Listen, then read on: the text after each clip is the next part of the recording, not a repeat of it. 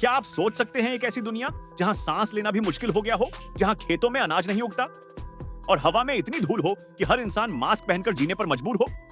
यही है इंटरस्टेलर की शुरुआत। अर्थ पे जीवन अब खत्म होने वाला है। क्रॉप्स एक एक करके खत्म हो रही है। अब बस मक्का बचा है जो किसी तरह सर्वाइव कर रहा है।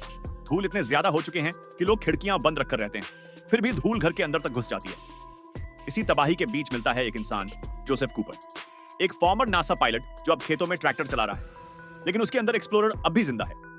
कूपर के दो बच्चे हैं, मर्फ और टॉम। टॉम बड़ा है, प्रैक्टिकल टाइप, और मर्फ छोटी, जिद्दी, क्यूरियस और बहुत इंटेलिजेंट। साथ में रहते हैं उनके बच्चों के नाना, डोनाल्ड, जो परिवार का सहारा है। डोनाल्ड बच्चों का ख्याल रखते हैं। एक दिन मर्फ के कमरे में कुछ अजीब होता है। बुक्स अपने आप गिरती हैं और जमीन पर एक स्ट्रेंज ग्रेविटेशनल पैटर्न बनता है। कूपर और मर्फ दोनों मिलकर पता लगाते हैं कि ये एक मॉर्स कोड जैसा मैसेज है। कोड डिकोड करने पर मिलता है एक मैप का कोऑर्डिनेट। कूपर डिसाइड करता है कि उसे वहां जाना है। नक्शा उन्हें ले जाता है एक सीक्रेट नासा बेस तक, जहां मिलते हैं प्रोफेसर ब्रैंड और उनकी बेटी एमिलिया ब्रैंड। ब्रैंड बताते हैं अर्थ अब ज्यादा दिन नहीं टिकेगी, लेकिन एक आखिरी उम्मीद है। शनि के पास एक वर्म होल खुल चुका है जो एक नई गैलेक्सी में ले जा सकता है, जहां शायद इंसान नया घर बना सके।